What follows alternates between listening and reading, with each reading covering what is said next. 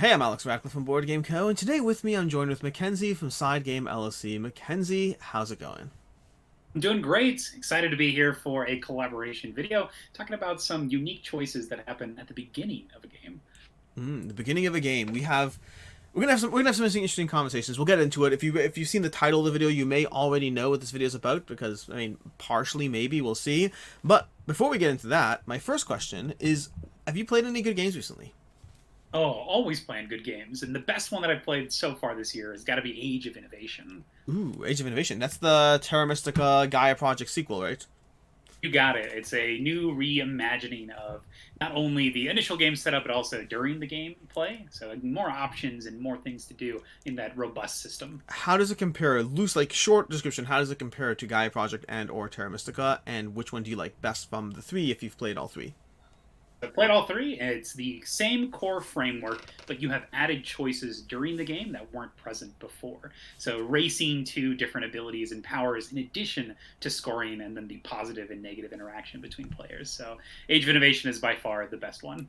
Intriguing, because I liked Gaia Project more than Terra Mystica, but still, I don't know. It still wasn't as much. I think it's very crunchy. It's very satisfying. I think a big part of my problem with it was it's just I wasn't going to get the full experience unless I was playing it regularly with the same group of people because of how much is going on. The game feels incredibly tight as you play it, and it loosens up the more you understand the system, the more you can take advantage of every single little leeway. And so it's a system that I both respect while also not having felt the drive to keep it yet.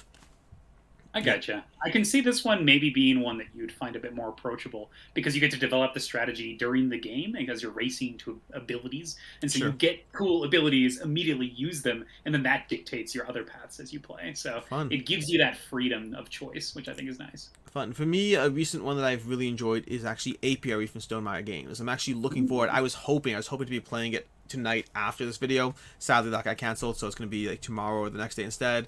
But Apiary is Stonemaier Games' newest game, and I started my first play of Apiary by not being invested enough in the game. Meaning, I started off and I was like, you know what? I loved Expeditions recently, but Apiary is just like, it's fine, it's okay, it's just not doing it for me as much. But the more I played that first game, I've only played one game so far, but the more I played that first game, as it proceeded to continue to develop, I realized how much there actually was going on.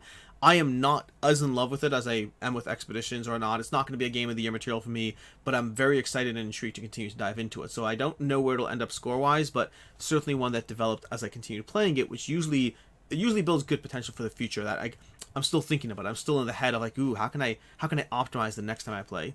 But yeah, That's good. That's one we're definitely looking for when the pre-order window opens. yeah, it's very cool. It's very well done. But we'll talk more. But I'll have a full review up at some point as soon as the what's it called period ends. The oh my gosh, what's it The called when you have embargo. it? What?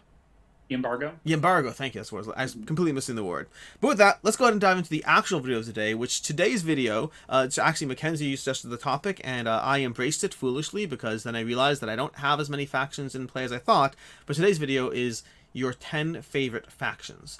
And had this video been your 10 favorite characters, I could have done 300. I could have done a lot of characters. I could have picked them from Cthulhu That May Die, from Marvel United, from Spirit Island. In fact, Spirit Island is actually, like, I debate with myself, like, does a spirit count as a character or a faction? But I tried to stick as rigid as possible to the idea of I specifically picked factions, not characters, not player powers, factions. And that made it so much harder to find 10, but I did. Or 10 that, not 10. It was easy to find 10. It was hard to find 10 that I cared about, that I had a strong opinion of.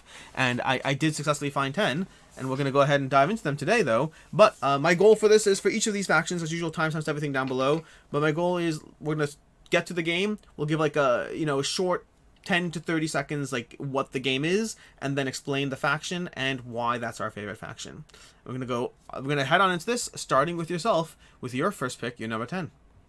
Sounds good. So for my number 10, it comes from the game Scythe, and specifically from one of the expansions, The Rise of Fenris. Now, if you don't want any spoilers, I'd recommend follow Alex's advice, go down to those timestamps below, and go and skip to Alex's number 10. But this is from Rise of Fenris. Now, in Scythe, you play as a faction of these characters that control these mechs, and they're used to move around, farm, as well as initiate combats. It's a great way to move around the map, apply pressure on your opponents, and this new faction is the Fenris faction. faction. They are an unlockable orange faction, and once you unlock them in the story, you can just implement them into any game. But the thing that makes them so interesting and why I love them is their mobility, their movement. They come into play with these abilities that you can unlock, and one is the leap ability, which lets them actually move over different hexes as you play.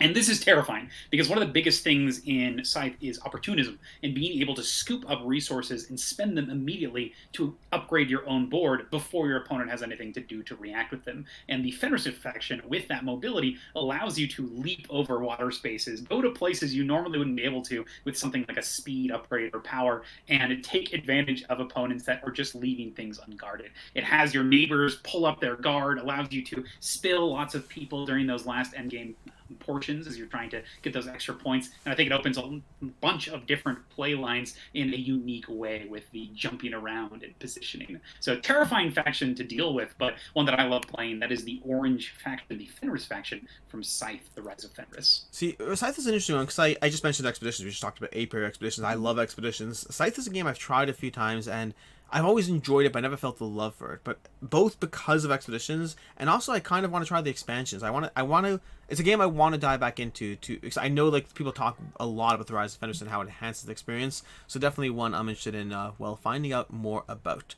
But with that, we're gonna go ahead and dive into my number 10. My number 10 is the one that I would argue is. I'm trying to find my number 10 over here. Where's my number 10? My number 10 is here somewhere. Over here. I lost it. Okay, let's go ahead and dive into it. Here. So my number 10 is specifically Mythic Mischief, and it's the Gnome faction. So Mythic Mischief is a tactical abstract strategy game from Ivy Games that has players dancing around a grid trying to capture each other, trying to put the students into detention by navigating the Tome Keeper around the board. I think it's a very clever game that has asymmetric factions to it, that the asymmetric factions are why we're here today, and my favorite faction is actually from the newest one, which is either currently or recently on Kickstarter, depending on when you watch this video, but it's going to be the Gnomes. The Gnome faction has an interesting movement ability where they can kind of burrow under walls and under characters in a way that no other faction has the degree of extra flexibility, which means they not only get to move walls or move other characters or move the Tome Keeper, same way other factions all have some tweak to them, but they have less movement, but also a movement ability that no other faction has that just gives them a degree of just being able to pop up anywhere. So they start off very constricted and they can't get around the board, but once you power them up a bit, they have the greatest degree of flexibility of how they navigate around things and how things just don't get in their way. That makes them such a compelling faction. I've played this faction a lot. I think must have played this faction like 10-15 games plus by now. I've only lost it once because I have a handle of how they work, and I'm loving them. I'm loving the Gnomes overall, so that's my number 10, the Gnome faction from Mythic Mischief. I was so surprised on this faction because I played it for the first time on the app, and when you get on there, you don't necessarily get the complete layout until you start looking, and then you look at your actions, you're like, whoa, this is way different than all of the other characters. You have different abilities that you're engaging with, so it caught me off guard with how unique these were, even in the system of Mythic Mischief. Yeah, it's so fascinating. When I first started, because I played this game a lot before the app, but the app has made it so that I've played it a ton more because of it. I've probably played this game, 30 times in the past week and a half, 2 weeks. And I started by dancing around from faction to faction, and I found it actually made it harder for me to really focus on what I was doing, because I'll have like 6 games going at a time. And so right now what I've been doing is I've been picking a faction, playing that faction like 5 or 6 times, and then going to the next one. Because one of the things I like playing as the factions I enjoy, such as the Gnomes, but I also like trying the factions that I can't wrap my brain around, such as the Gargoyles. And so I like giving myself those challenges of like, okay, you gotta get your win ratio up with that faction. But yeah, phenomenal game. That's a cool concept. It's like you've created your own little puzzles each time you go in to check in on each of the games. That's neat. I like that. All right, to you, you're number 9. Excellent. My number 9 goes to Clans of Caledonia. This is Clan MacEwen. So this is the faction that dabbles with creating beer. In Clans of Caledonia, you play as settlers who are going all across Scotland, producing goods and trading those in for contracts, making money, getting so many victory points through importing fresh goods. And one of the main ways you get victory points is through hops, and this is just a flat victory point rate. So one of the factions actually interacts with these hops, and it gives them the ability to make a trade based on how many grain they're able to sell at the time. So this allows you to look at contracts a little bit differently when you're pulling them up, because this is going to be a new avenue stream for money for you, which is super important. This is one of those games where you start off with like $60, but it's gone in like 6 turns. You're like, oh my gosh, what have I done? And so you're trying to crawl back up with getting as much money as possible. It just gives you more flexibility, letting you take more actions, and seeing as the clan MacEwen can actually interact with one of the resources in a way that no other faction can, opens up more play patterns for them, and is a pretty gratifying experience overall. So it's my number 9. That is Clan MacEwen, the beer faction. Fun. Clans of Caledonia is the one I've had in my collection for a long time and have not managed to table yet. I believe they're actually coming to crowdfunding with an expansion and or reprint fairly shortly. But yeah. My number 9 is, you want to say something? Go for it. My number 9 is Chaos in the Old World, specifically the Tzeentch faction. So a regular pattern that might emerge as we go through this video, and it's worth noting that on my end, I do have these ordered, but I don't have a specific order as, higher, more, whatever. There's just 10 factions. But Chaos in the Old World is a highly asymmetric game of area control as you try to get control of various areas, build up your cultists, try to slowly just destroy the world around you, and get the reward for corrupting the universe that's going on as you go through it. Every faction has their own way that they are better or worse, and you're all trying to get to those victory points, or alternatively, there's a few different ways you can actually win the game, but a very satisfying experience. And the reason Tzeentch is my favorite is because of the degree of how they interact with the powers and abilities, the card deck. More so than any other faction, they have more card draw, they have more magical powers, they have more spells effectively that they're relying on in the ways they're going to get in the way of other players. And so there are different factions, they all have their nuances of, having more cultist control, more brute strength, more different, like, just the ways they operate. But Tzeentch is all about just the powers and abilities, the sheer spells of it. They like messing with you through having more powers and abilities and more card play going on in the game, which is why every time I play this game, I always prefer to play as the Tzeentch whenever I possibly can. That's awesome. When I played Chaos in the Old World, I couldn't tell you the names of the factions that I played. They have all these crazy chaos god names. Yeah. So I like that concept, though, of delving deeper into an existing mechanism, and that sounds perfect. Like, just getting more card draw, more choices? Heck yes. Big fan of... Well, we'll talk about it more. There's more factions to go through today. Anyways, Excellent. Your number 8.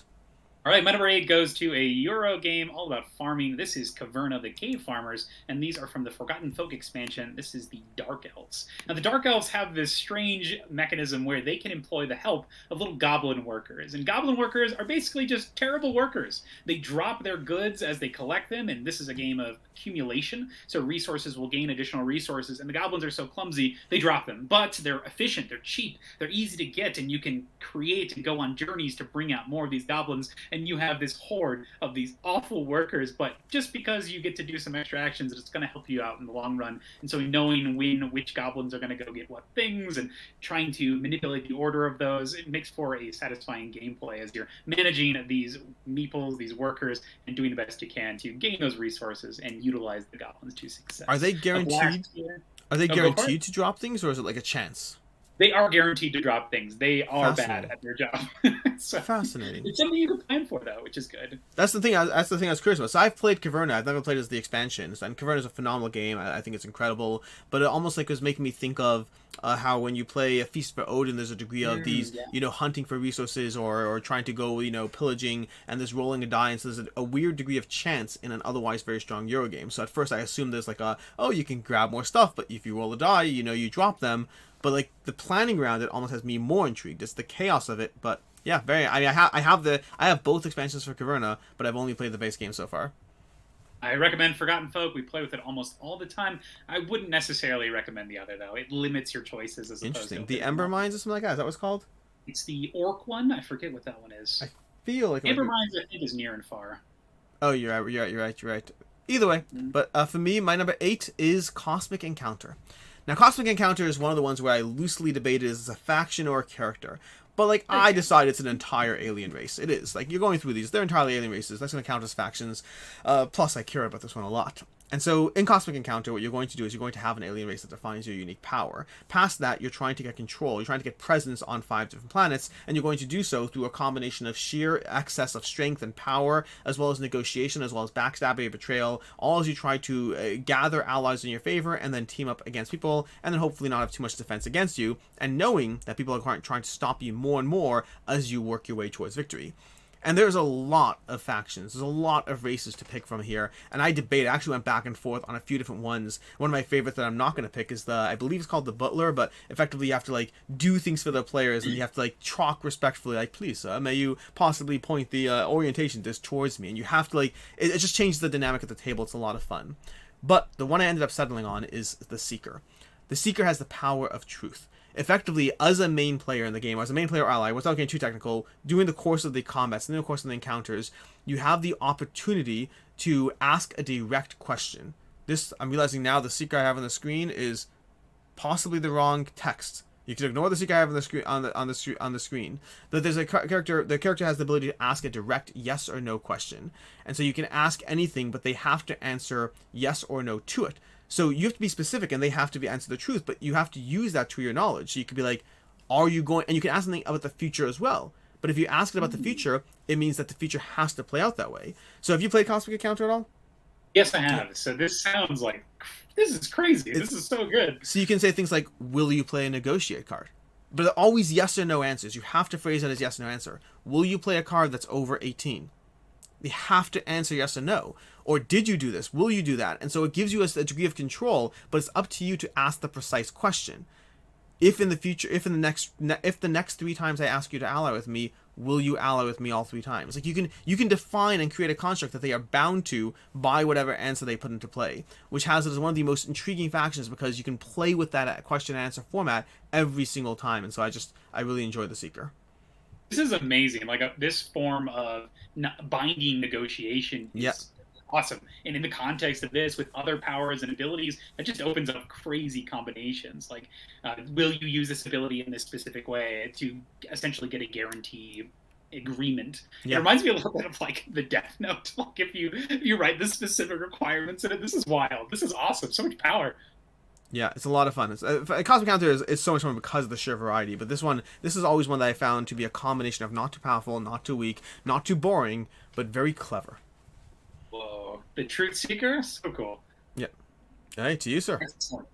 So my number 7 goes to Root, a game of woodland warfare. You play a faction of woodland critters going for dominance. You do this for a race to 30 points or completing a special objective card. Now, each faction has their own unique way of playing, and the one that I choose, my favorite right now, is the Lord of the Hundreds. This is one of the newest factions. They are this horde of mice, and you'll have one leader mouse, the Lord of the Hundreds, that will go from area to area, taking down different characters. Now, one of my favorite things about this faction is the fact that they interact with the item deck as well as the locations in interesting ways. Now, in the original game, the Vagabond had their actions were determined based on the items that they could collect, and characters could build these items and open them up for trade for additional points, but no other characters really cared about them. It was more of like a race to get these resources for others. Lord of the Hundreds, though, has a powering up ability that gets stronger the more varied items you get, and so you're reaching, looking for characters with specific items, and it gives you almost a bounty system that you're hunting other players for.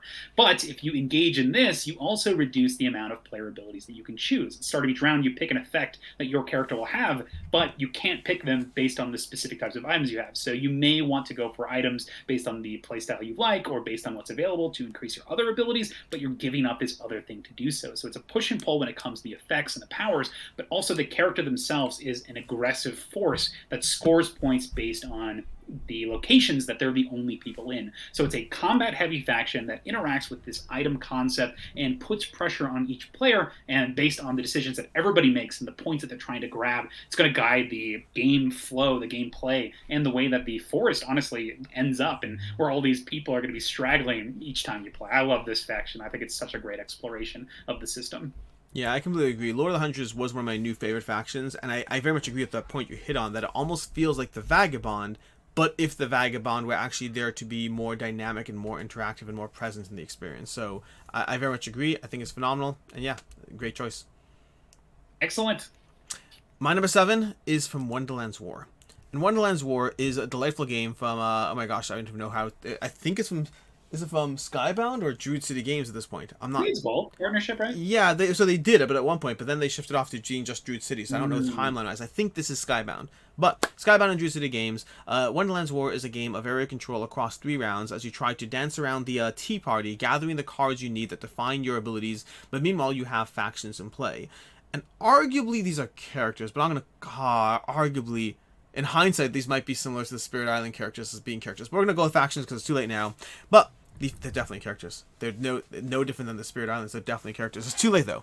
So, in this character-based choice over here, we have the Mad Hatter as my favorite character in Wonderland's War.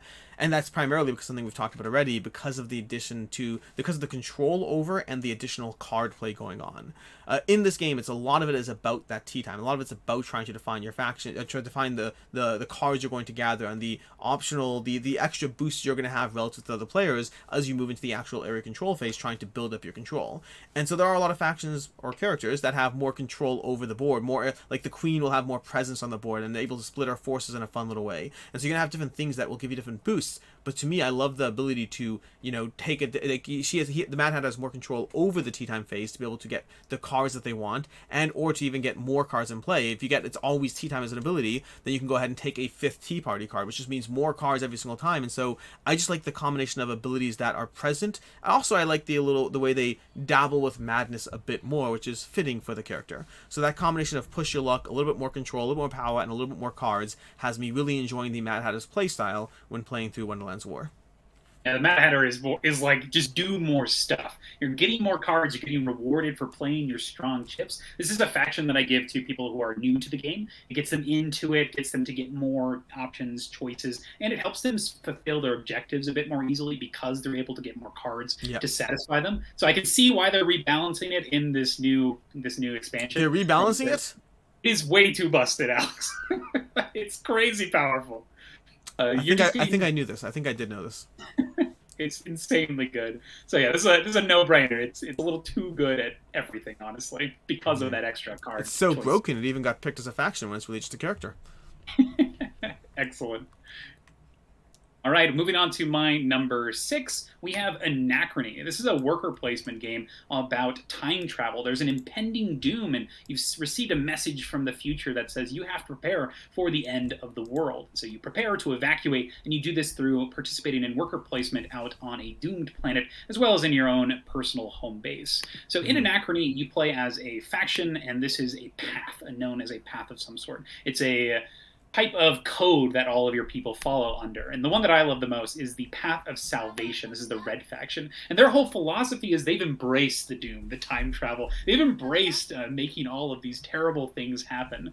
And the way that they show this in the game is through one of your criteria to leave, one of your many options, is to make a bunch of paradoxes happen. So to engage with the time travel, make sure it goes off, and then try to clean up everything as much as possible, and then escape successfully. So I like how this is encouraging you to push your luck as much as possible with all of the time travel shenanigans and manipulation, and this is done through the use of weird buildings, weird effects, and one of the buildings that they use the most are the bottom row, which has all these effects that deal with odd things, not necessarily resource production, not necessarily water production, but some strange effects. So I like that you're diving into funky effects, you're pushing into the different time travel, and then you have to recover from all of the havoc that you've caused. So that is the Red faction. That's the Path of Salvation for Anachrony. Nice. Another game I have that I sadly need to play.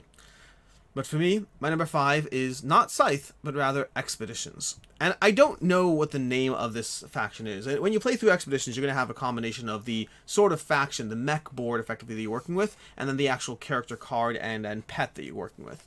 So over here, I equated the character boards as the faction. I think there actually is a name there on that, like the bottom corner, Tata something. I don't know what they are. But whatever faction this faction is, forgetting the name for a second, is the one that lets you have 5 of any single card.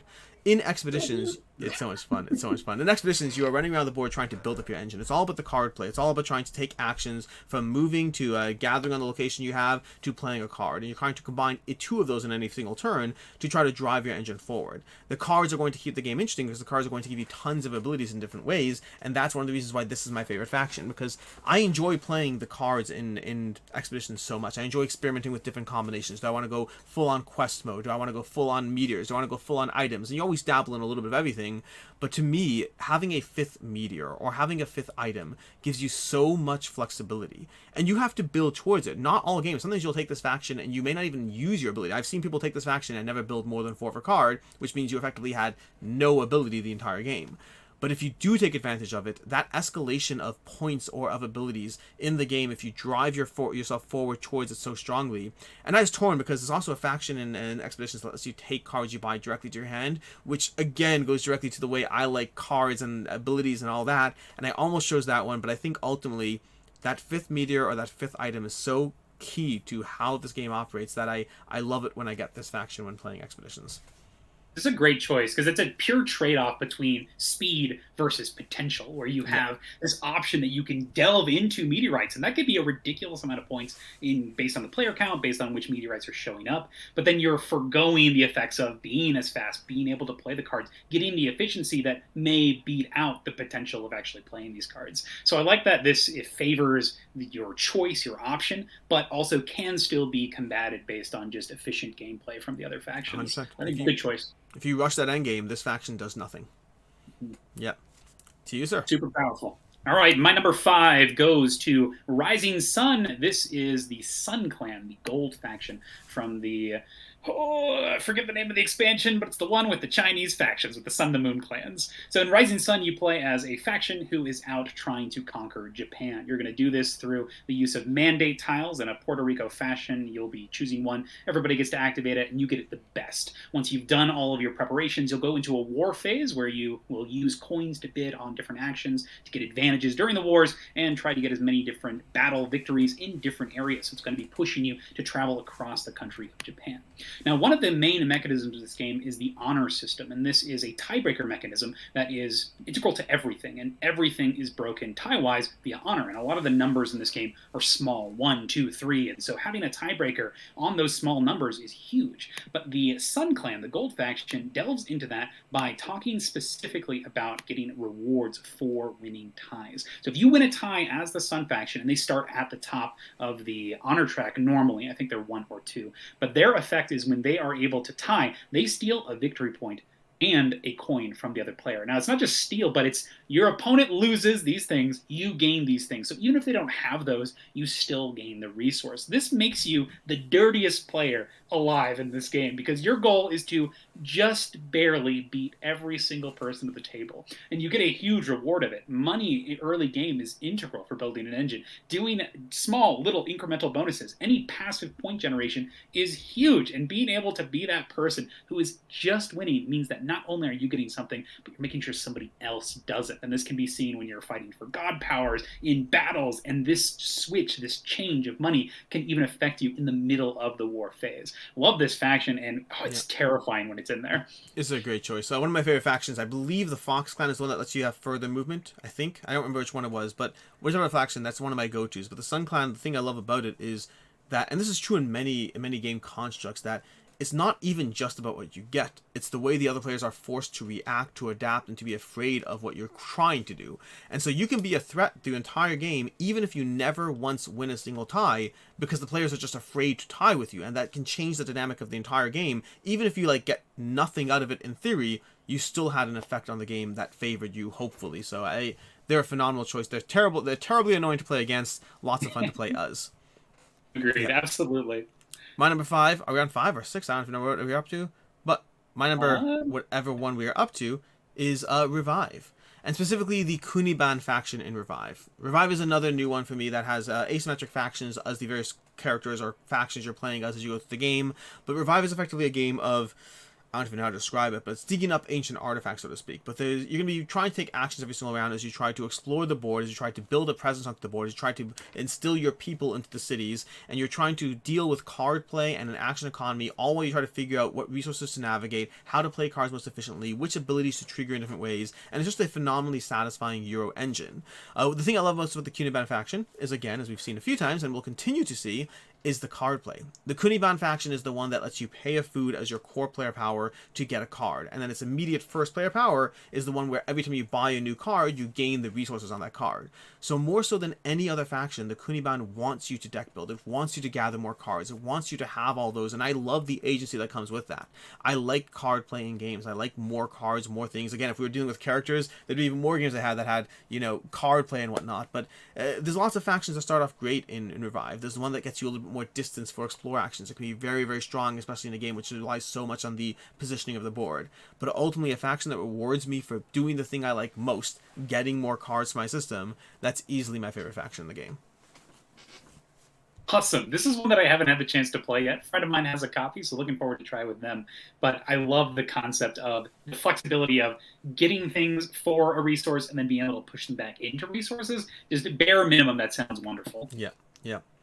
To you, sir. Awesome. My number 4 is not a print game, but one that I enjoy a lot. This is Blood Bowl Team Manager.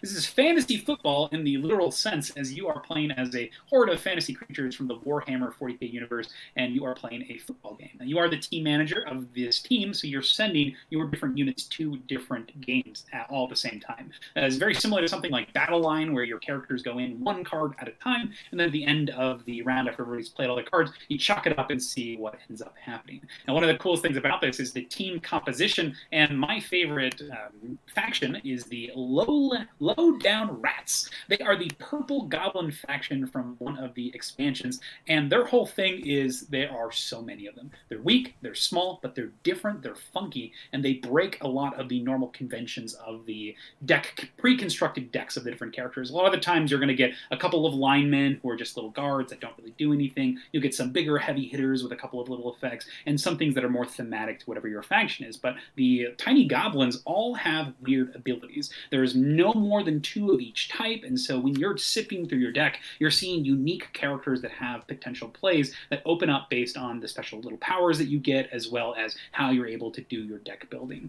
And each of these characters also features almost every single different type of ability symbol in the game. So you'll see a handful of these impact icons that tell you what the cards do when you play them. And so you're looking at all of your potential options. Okay, this one can help me get the ball. This one can help me move. This one can help me draw and get more options for later. This one can allow me to disrupt my opponent's draw. And so based on the tempo that your opponent's playing, you can also have some cool play and interplay on each of your turns. So that is the faction for Blood Bowl Team Manager. That's the Lowdown Rats. Yeah, Blood Bowl Team Manager is a game I played way back when I first got into the hobby, but it's been so long. I loosely remember the core, like I said, like the battle line aspect, the playing cards, trying to win lanes, but it's been a long time since I played it. I don't know if I've ever played, is this a core game expansion or an expansion? So this is the expansion faction. I think it's called Foul Play. It's the second expansion. Yes, yeah. This one came with There's Sudden Death and Foul Play, if I recall. Yeah, Sudden Death and Foul Play. This is the one that has like the poison people as well as the chaos faction, and then the Lowdown Rats. Very nice. They sound like fun. My number 4 is our first crossover pick, and that's, well, not to be clear, crossover game, not crossover pick, and that's going to be Root, and specifically the Eyrie. I love the Eyrie in Root. I love the sense of building yourself up on a pattern that is doomed to fail. This pattern, make no mistake, is doomed to fail. It's going to fall apart. It's going to just self-destruct at some point or another. But until it does, it is incredibly satisfying. And you will have games where you build it up more and more, and you just feel incredibly powerful if you can do it right. Effectively, the Eyrie, we already talked briefly about Root. It's a game about Woodland Might trying to get yourself to 30 points. Each faction has slight differences to the ways they score points, but it ultimately does hinge upon a degree of area control, a degree of taking down your opponent's buildings, and then whatever little twist that you have that builds yourself up. In the case of the Eyrie, you're trying to build roosts across the board, and every turn you can get as many as 5 points by building these roosts. The problem is the way the Eyrie operate is every single round, they put cards into committed actions. Actions that'll help them move, actions that'll help them build roots, actions that'll help them battle. You're trying to effectively build up a pool of actions, but you have to take those actions. That's the core concept of the Eyrie, that you have to take these actions, so every round you're effectively getting more boastful, more sure of yourself. You're like, oh, I'm going to do 6 things this turn. Well, you have to. It's not an option. It's an obligation to yourself. And so the speed at which you build up this obligation is important, because the faster you do it, the more you can get done. But the more often you fall into disrepair, the more often you fall into turmoil, the more often you have these critical turns where you just lose a lot of what you've built up towards. And so I find the Eyrie such a fun puzzle, whether I'm doing it well or whether it's falling apart. To this day, the core faction is one of the base game factions, and it's still my favorite faction in all of Root. This is definitely up there for me. One of my favorite things about it is how the players look at you when you commit cards to your programming. Because as soon as you put something that's not a wild, everybody at the table can be like, oh, they got to fight in the yellow spot. Get out of there. So they can hopefully try to Yep. mitigate disaster. But then that opens up options for you. Like, okay, they know that I need to be here. So how can I make this happen? So setting up opportunities for yourself to make sure you don't go into turmoil. It's one of the most satisfying things when you can build up like an 8 or 9 card It's Eyrie. incredibly satisfying. Yeah. Good choice. Excellent choice. To you, sir.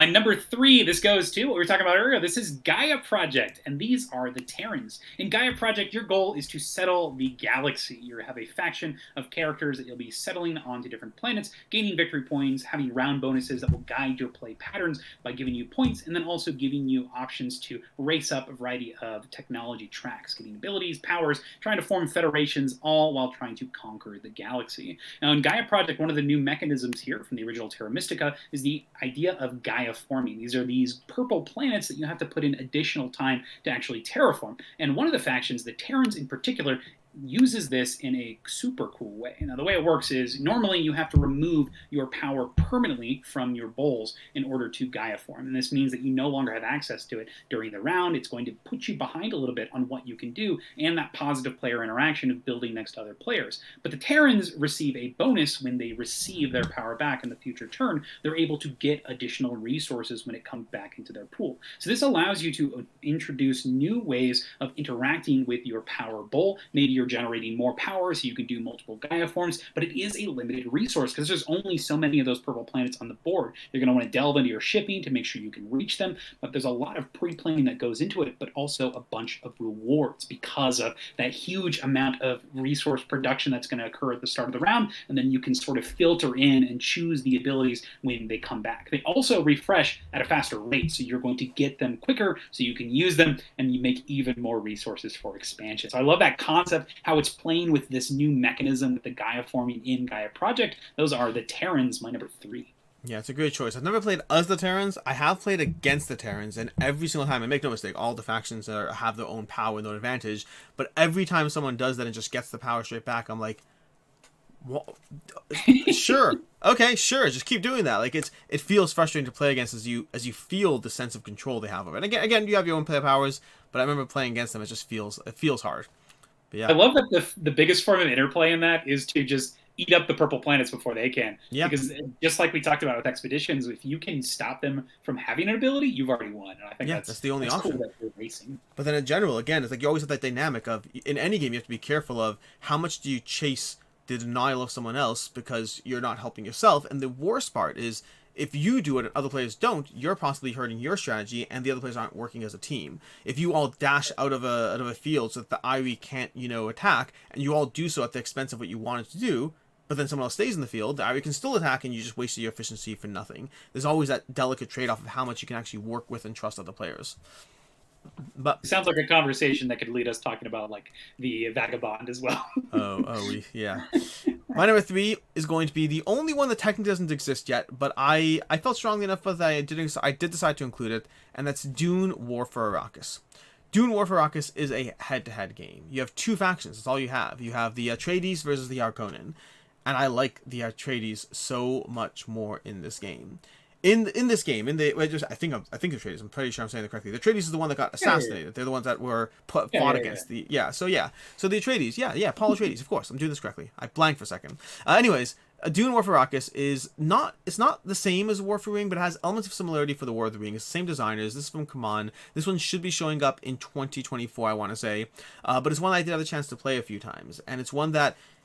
There are 2 core factions. You're playing either as the Atreides, and you're overwhelmed by sheer military might, but it's not about military might. It's more about positioning. It's more about trying to figure out what you need to do to actually win in the game, as opposed to straight up military combat. You have more maneuverability than anything else. Similar to if anyone's played, not one of my picks, but if you've also played Star Wars, Star Wars Rise of, what's the Star Wars game, the famous one? Star Wars Rebellion? Star Wars Rebellion, thank you. Star Wars Rebellion. Sounds very similar to the Rebels. Yeah.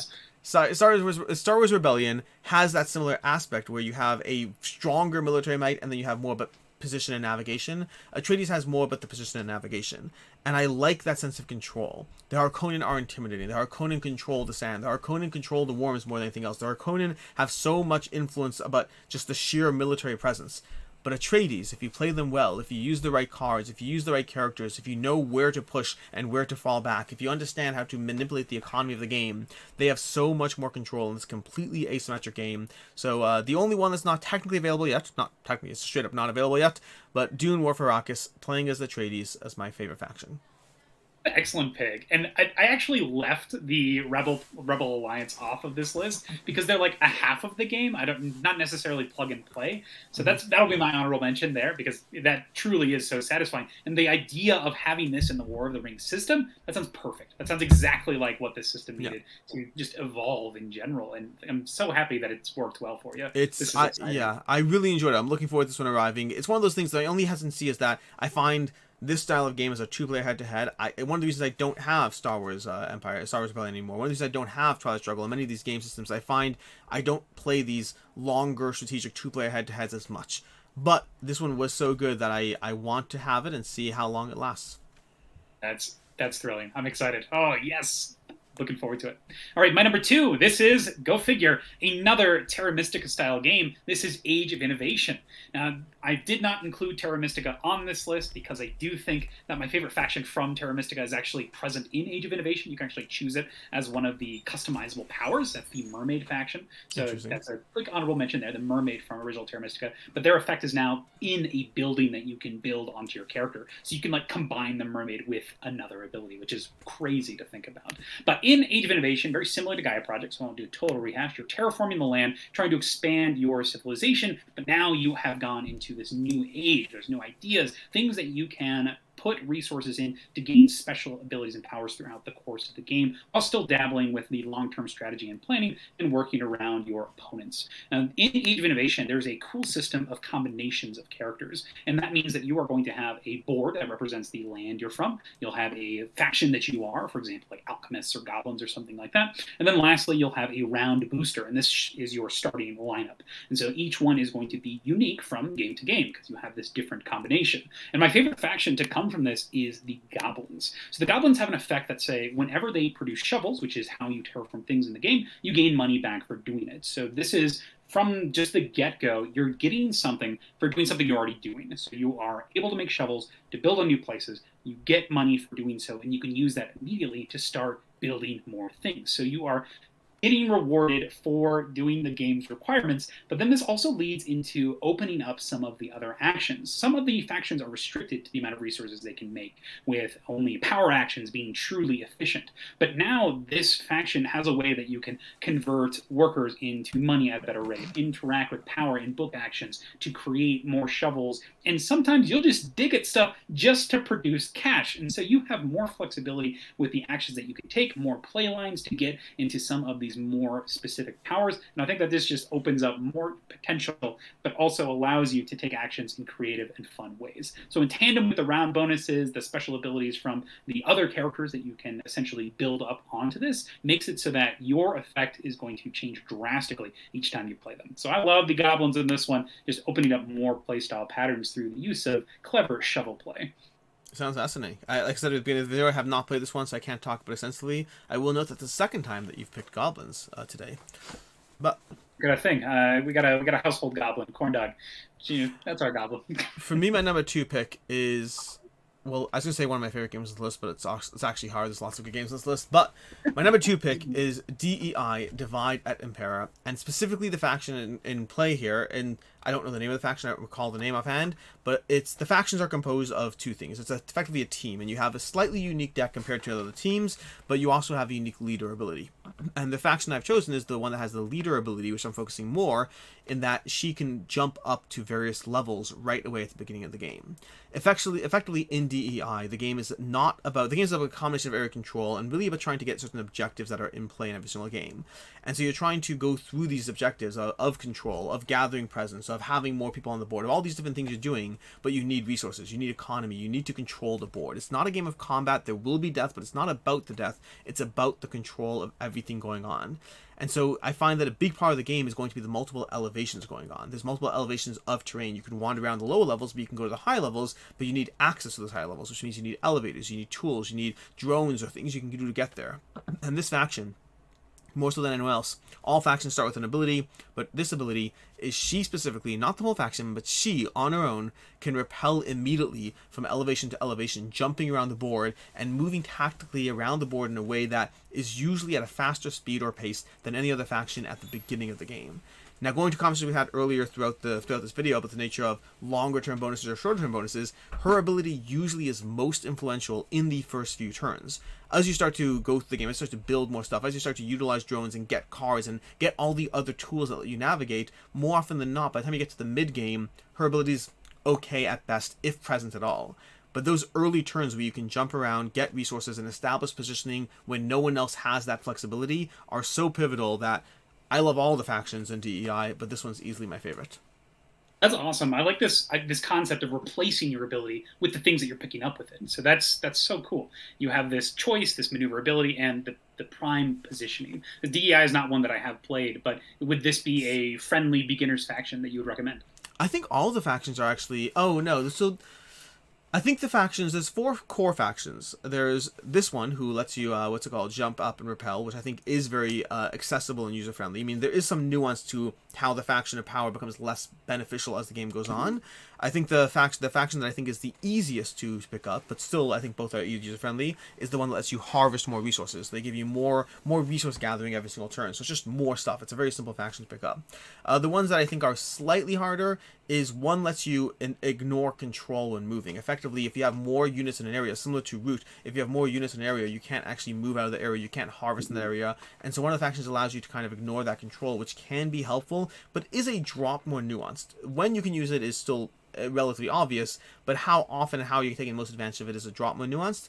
And then I think the one that is the most nuanced is the one that gives you more control in an area. It's effectively a single leader that just counts as control. So he blocks pathways, he stops you from harvesting. And it's not always intuitive because you're looking at it on the board and it's just like, it's easy to forget that you even have that ability. But used well, it can be one of the most frustrating factions, but it's not always easy or to understand when and how it's when and how you're going to use it to block other characters.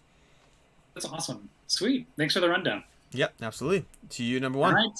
Brings us to the number 1s. Now, this number 1 is not only my favorite faction, but also one of my favorite expansions ever. I think it is my number 2, close behind maybe Terraforming Mars Prelude. But this is Cloudspire, and specifically the Uprising faction. These are the white faction. Now, the premise of Cloudspire is it's a tower defense MOBA-inspired game. You have your own faction that has a fortress with upgrade paths and special abilities, and you're going to be generating resources in order to upgrade your towers, as well as upgrade your fortress itself, and then send out your units on a line to go defeat your opponents. Now, this faction is unique because they are not from the sky necessarily. So this takes place up in these giant sky islands, but this faction is made up of rebels, the Uprising that are underneath the islands. And so they actually use the teleporters to get back to the top of the island. And so their entry point into their fortress is a portal that is movable, destructible, and gives you some choices with how you want to interact with units actually advancing on your territory. But the coolest thing about this faction is they are made up of people from all over the islands, a band of mercenaries, really.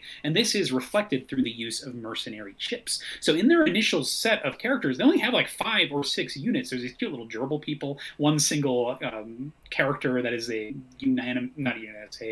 universal hero that's sort of the leader of this rebellion, but their entire barracks are made primarily up of mercenary chips. These are upgrade chips that you can purchase as you play, which means that from turn 1, your initial setup is going to be different each game. I love this so much because you're using effects from all of the different factions, combining them in unique, interesting ways, and then using them tactically to take down your opponents. When the market phase comes up in the game, normally you just buy a chip, but this faction gets to purchase multiple chips. They don't summon them right away. They pay with them with an alternative cost, and then their CP is used for the source cost instead. So it's such a backwards way of thinking with the core framework of the game, but it opens up so many choices with the different spires that you get to make, the combinations, and how these different heroes can interact. They also have these super interesting systems of upgrades where they can earn more CP, more things to purchase characters with through bounties, giving yourself objectives and missions on top of the core game framework. So I love taking on additional goals and trying to get as many as I can. It's something I find rewarding in games, and I think this faction does it well.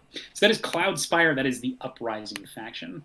That sounds incredible. Cloudspire is an amazing game. It was almost one of the factions I picked. I almost picked the Grove Tenders as my choice. The only reason I didn't is I still want to play more of Cloudspire to be able to concretely say that I have a favorite faction. As of right now, I have an instinct more so than a favorite faction. But I haven't even played as the expansions, and this sounds absolutely up my alley. Even just the fact that you mentioned about the starting with unique things every single time, I like that kind of thing. I like that idea that every game presents a different puzzle, even just from the very get-go, and a different way to approach that same core game concept. But yeah, it sounds great. Rope Tenders is an awesome choice. That's my second favorite faction because of the flexibility of the summons. But even if you're just looking to pick up this expansion and maybe don't want to dive into the faction right away, this is still an incredible expansion because it just comes with a bunch more mercenary chips, which means your market and your choices for every game are increased just by owning this faction. So this is my strongest recommendation. If you're going to get any Cloudspire expansion, get this one, and you don't even necessarily need to veer from any of the core game factions as well. Very cool.